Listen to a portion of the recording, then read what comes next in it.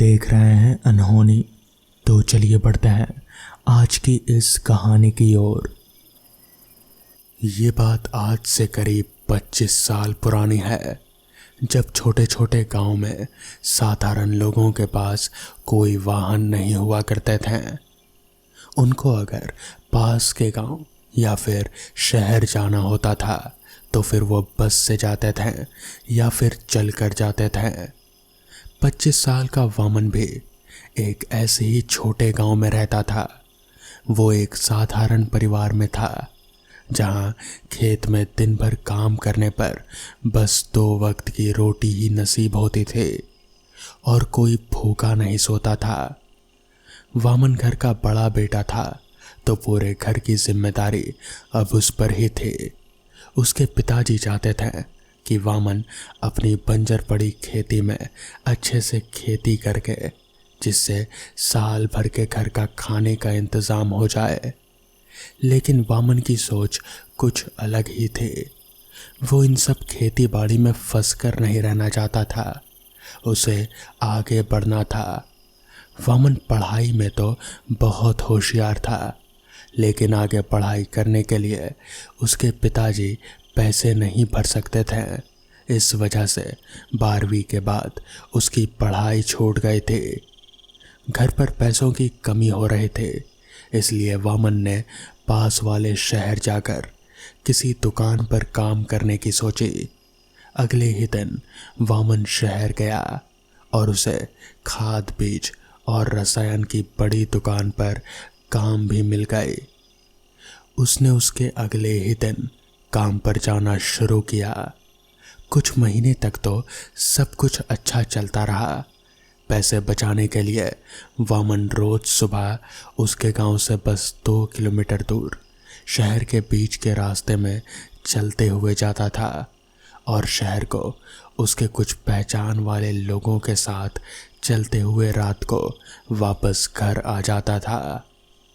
अब घर में थोड़ा बहुत पैसा भी आने लगा था, लेकिन वो कहते हैं ना, इंसान को उसका लालच कभी कभी उस पर भारी पड़ जाता है। कुछ ऐसा ही हुआ वामन के साथ। बारिश का मौसम शुरू हो गया था, जिसकी वजह से खाद की दुकान पर रोज भीड़ बहुत बढ़ने लगी थी और दुकान में दिन का हिसाब किताब और माल चेक करने का काम बाकी रह जाता था। दुकान मालिक ने रात को 12 बजे तक जो काम करेगा उसे दुगनी तनख्वाह दूंगा, ऐसा ऐलान किया। तो वामन तुरंत ही मान गया उस काम के लिए। वामन अब एक उलझन में फंस गया था। भले ही उसने काम करने के लिए हाँ कर दिया था, लेकिन फिर रात को तो उसे अकेले ही जंगल के रास्ते से चलकर घर जाना पड़ेगा।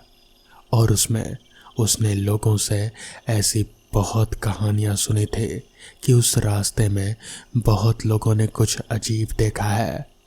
लेकिन अब उसने मालिक से काम करने के लिए हाँ कर दिया था और अब ऐन मौके पर वो उन्हें मना नहीं कर सकता। उसकी नौकरी भी तो जा सकती है। वामन को कुछ समझ नहीं आ रहा था कि वो क्या करे। वो बस दुकान में कुर्सी पर बैठे सोच रहा था।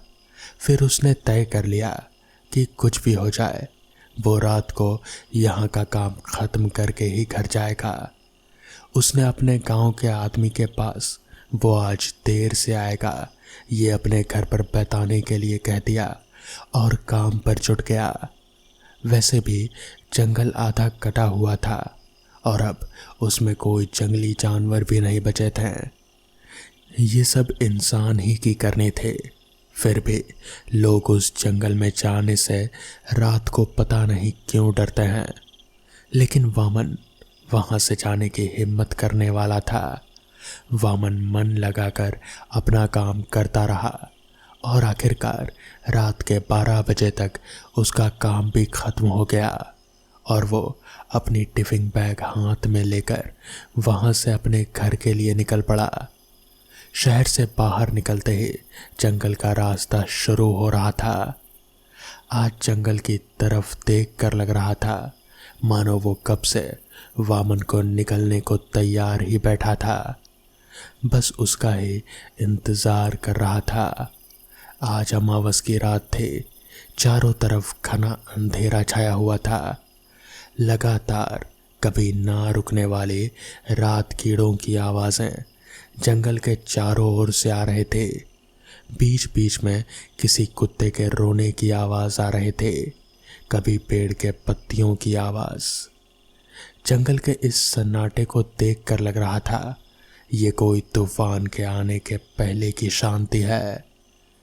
जंगल की ये रात कीड़ों की आवाज़ें वामन को अब बेचैन कर रहे थे।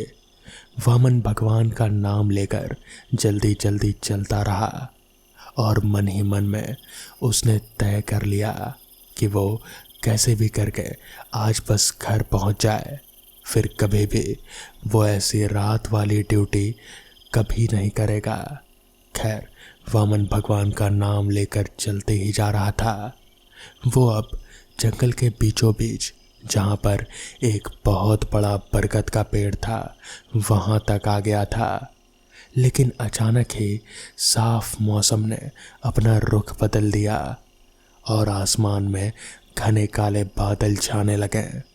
आसमान लाल नजर आने लगा, हवाएं तेज चलने लगी, कुत्तों के रोने की आवाज़ और तेज हो गई, मानो ये बताना चाह रही हो कि वामन अब फंस चुका है।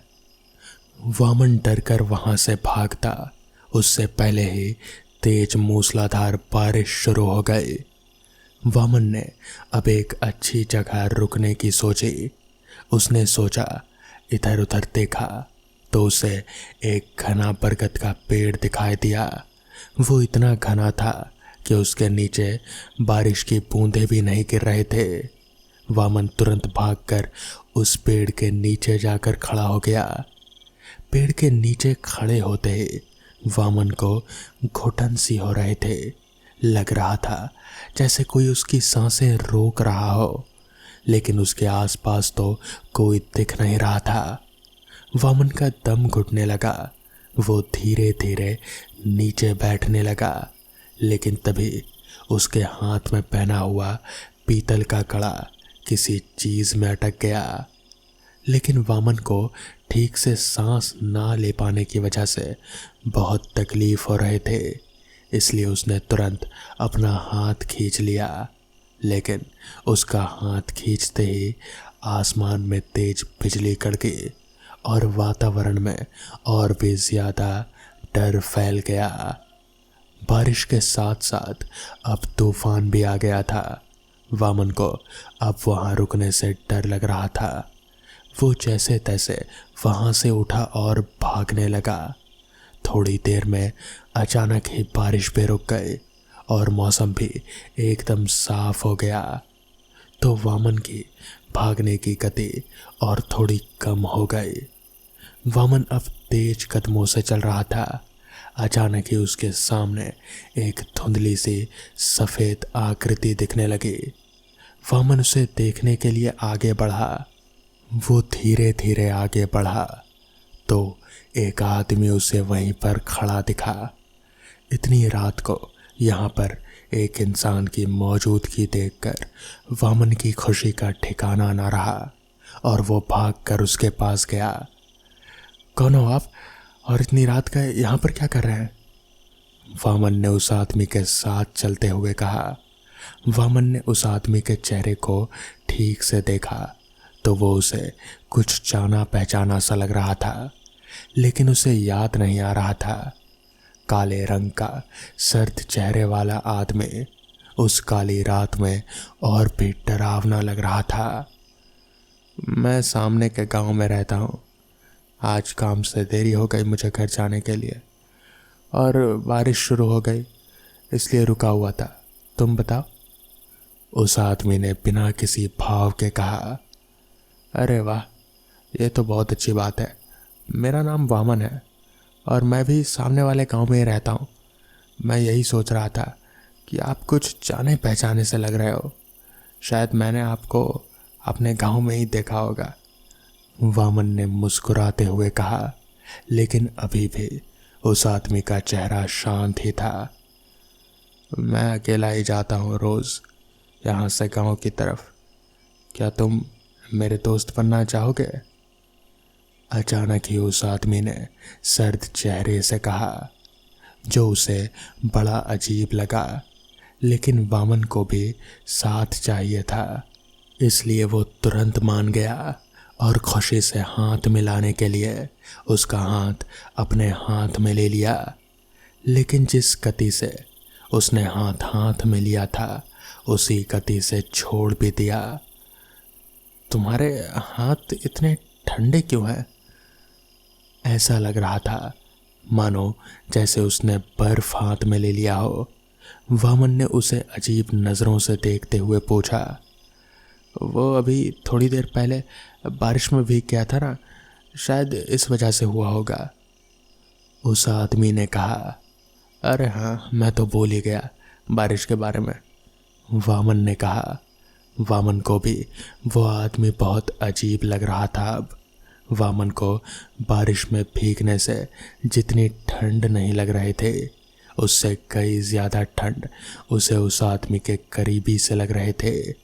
इसलिए वो उससे थोड़ा दूर होकर चलने लगा। वैसे तुम्हारा नाम क्या है? वामन ने पूछा।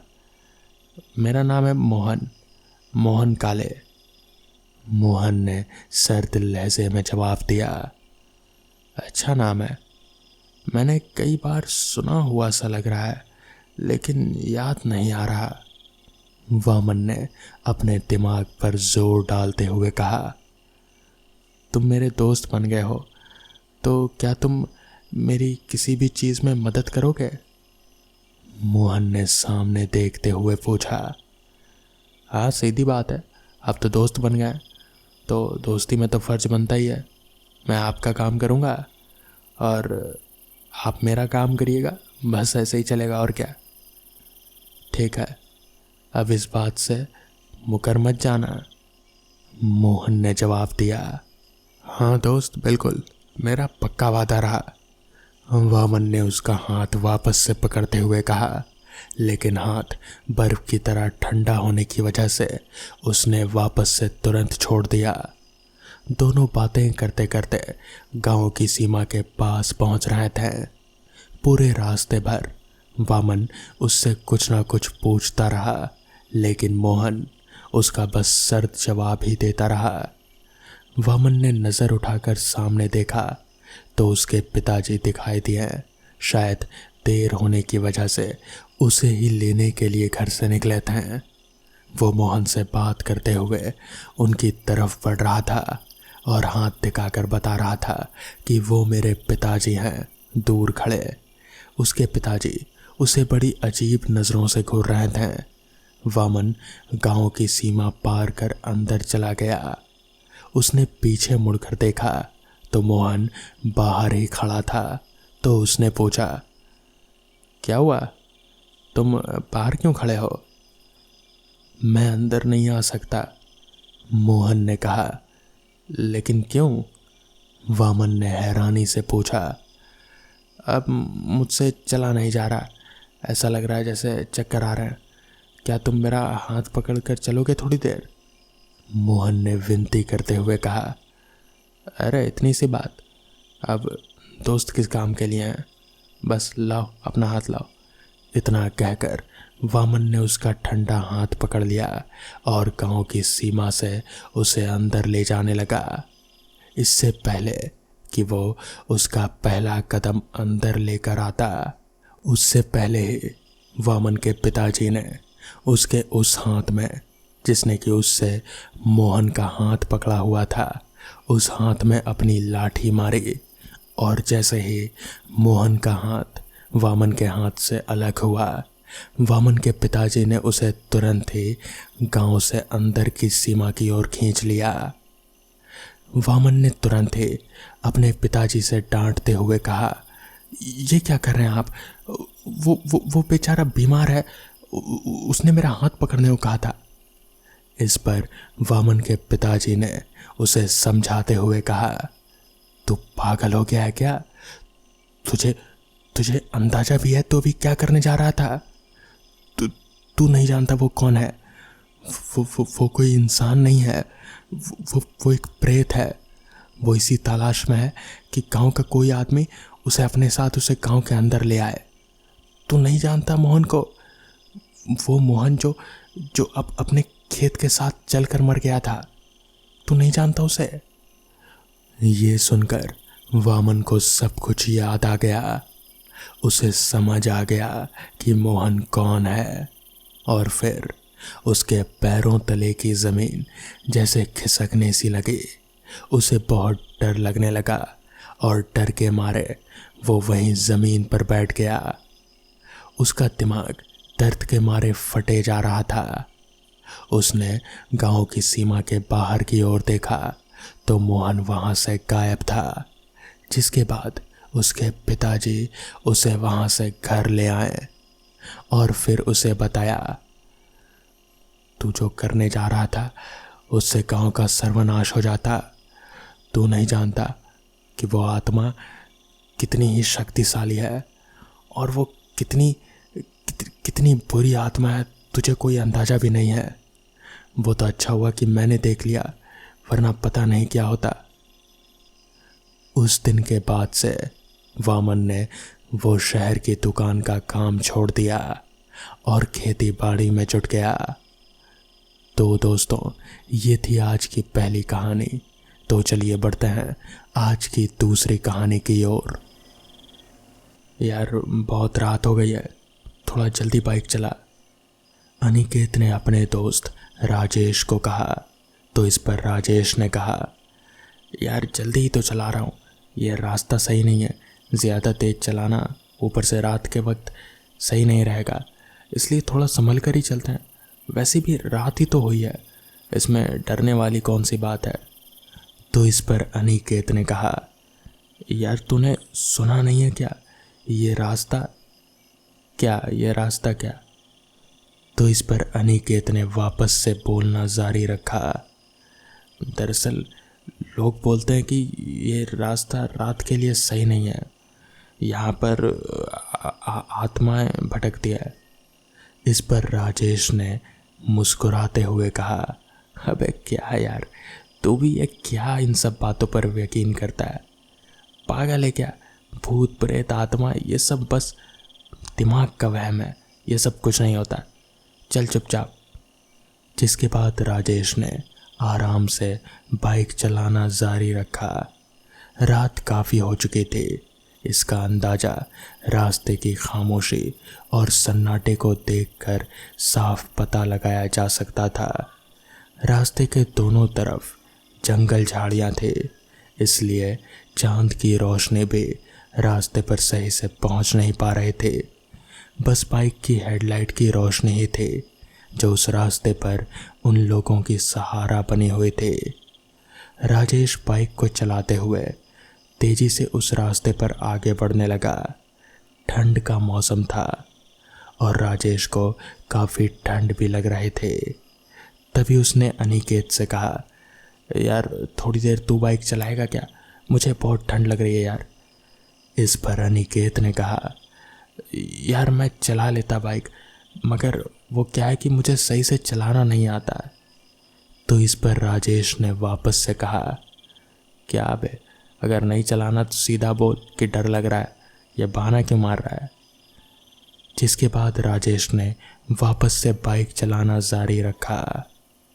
रास्ते पर उन दोनों के अलावा और कोई भी इंसान नजर नहीं आ रहा था। रास्ते पर खामोशी और सन्नाटा इस कदर फैला हुआ था कि वो लोग बाइक की आवाज़ के साथ ही साथ दूर कहीं से ट्रेन के गुजरने की आवाज़ भी साफ तौर पर सुन पा रहे थे। राजेश तेजी से अभी बाइक चला ही रहा था कि तभी अचानक ही उसे रास्ते के बीचों बीच एक बच्चा खड़ा नजर आया। इस पर राजेश ने अनिकेत से कहा, अबे वो सामने देख, ये बच्चा कहाँ से आ गया इस रास्ते पर। इस पर अनिकेत ने कांपती आवाज़ में कहा, भाई भाई मैंने कहा था ना कि ये रास्ता।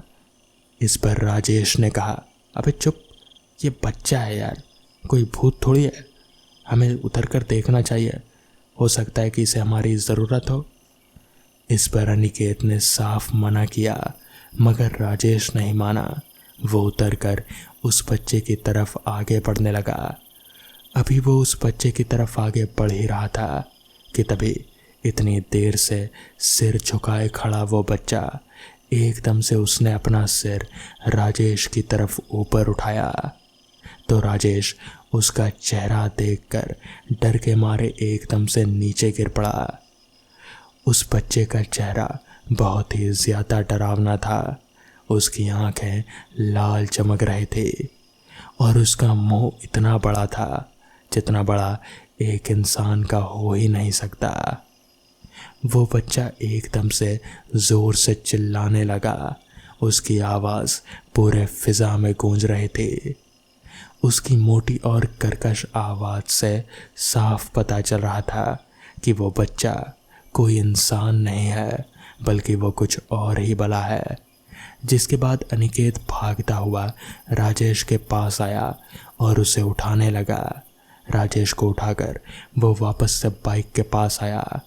उन दोनों ने बाइक घुमाई और वापस से वहीं पहुँचे जहाँ से वो लोग अपने घर जाने के लिए निकले थे।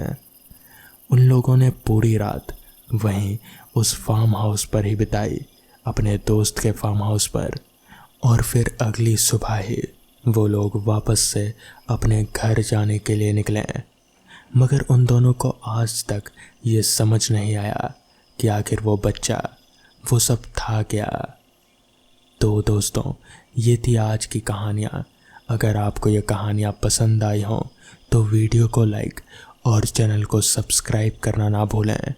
तो मैं आपका दोस्त आर्यन जल्द ही मिलूँगा आपसे ऐसी ही नई कहानियों के साथ। तब तक के लिए अपना ख्याल रखें।